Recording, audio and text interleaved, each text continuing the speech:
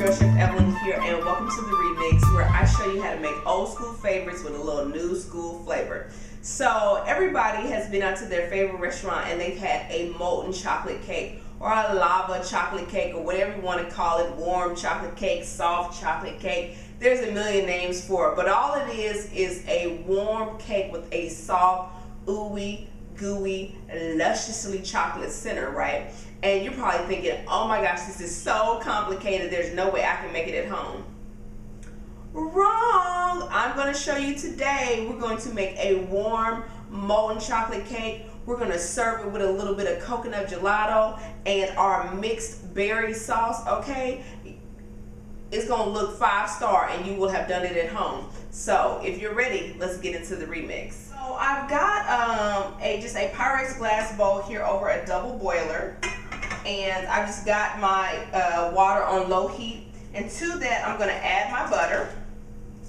And pretty much what we're going to do is we're going to melt the chocolate, and we're doing it this way. The reason why you use a double boiler is so you don't burn the chocolate, because burnt chocolate tastes really bad, it smells really bad, and it seizes up and there's nothing you can do with it. So while I'm putting this in here, one of the things to note is when you put your water in your pot to be a double boiler, you do not want the water to touch the bottom of the bowl. So I've got just a little bit of water in here. I've brought it to a boil and then reduced it down to a simmer. We're going to add our chocolate in here, and you can just break these into the little halves, right, just like that. And here's the thing, you can serve this molten chocolate cake with anything. You can serve it with, you know, caramel sauce and ice cream. You can serve it with raspberry sauce. You can just eat it by yourself. You know, you can add a little cinnamon and kind of make it like Mexican chocolate cake. It's whatever you want to do with it. So we're just breaking that up. And you can even refrigerate the batter once you put it into the ramekins for a couple of days and just bake them off as needed, because they're only going to take less than 10 minutes to bake, okay? So I'm going to finish putting this chocolate in, and then I'll come back and show you the next steps. So while we've got our chocolate and butter melting, I'm going to take my eggs, and I've got 4 eggs and 4 egg yolks here, and I'm just going to pour them into my stand mixer, because you're going to need a stand mixer for this job. And I've got a 1/2 cup of sugar, and as always, the recipes are going to be on chefevelyn.com.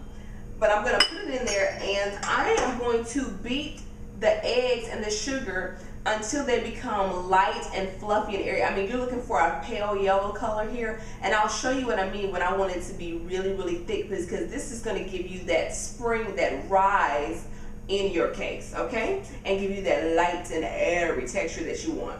So let's just cut this on. It's going to be loud, okay, boo? And all we want to do is just really whisk as much air into these as possible, okay? All right, let's do it.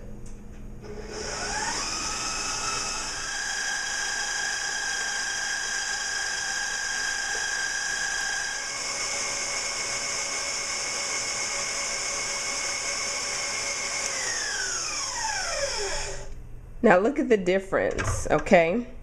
It's extremely pale yellow, and look, I can almost write my name with it. That is what you want when it says light and thick and fluffy. Or if you ever read a recipe and it says to ribbon stage, this is what you want. So our eggs are nice and fluffy. I've got our melted chocolate and butter here that I just kind of want to let cool a little bit, so that when we add it to the eggs, it doesn't scramble the eggs. Okay, and so while we're waiting on that to cool, I'm just going to take some Baker's Joy or whatever kind of spray has the flour already in it. If you don't want to purchase this, you can just butter and flour these really good. But I've got my little ramekins here. You need these to do this, and you want individual molds. You don't want to do this in a cupcake pan, because you can't turn them out all at the same time or you'll have a mess, okay? So I'm just going to spray these really, really well. Just want to make sure, and I'm spraying all the way up to the edge, because I don't want to have to fight to get my cakes out. So that's why I'm using a sheet pan.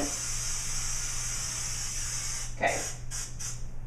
If I was doing this for a dinner party, I would bake all of these at once, but I'm going to just bake 1 or 2, and then I'm going to wrap the rest for later.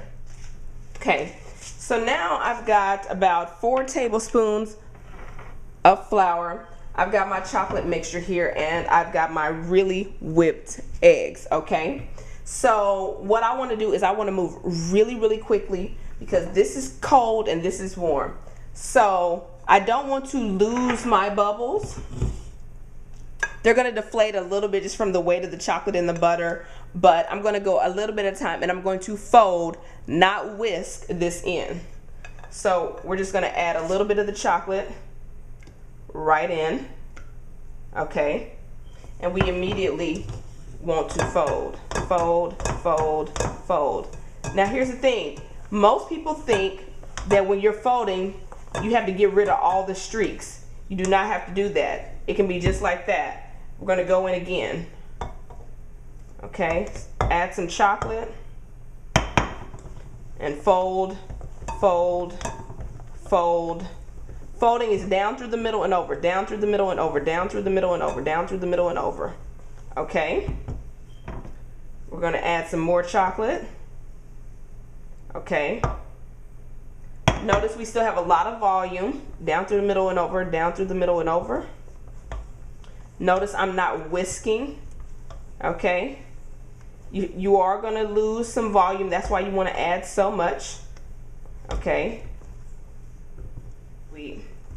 So now, before I finish incorporate that, I'm going to add, and this is all the flour, okay? This is 4 tablespoons of flour. That's all that holds your cake together.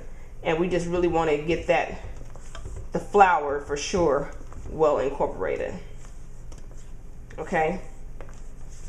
So there's your batter. Okay. I like to use an ice cream scoop. And one of my tips to make it easier is I spray the inside of my ice cream scoop to get my batter to slide out. Just kind of run my little thing back and forth over that. Okay. And we're going straight into the ramekins. And you want to fill them about 3/4 of the way up.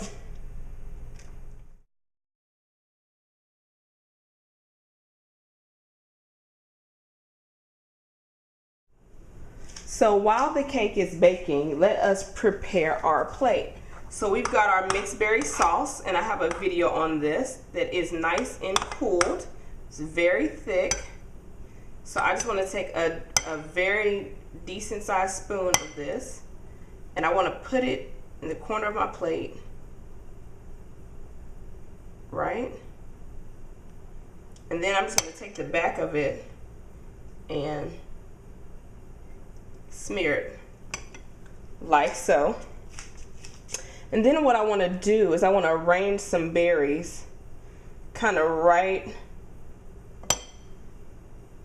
along the smear, so you kind of know what it is that you're working with, right?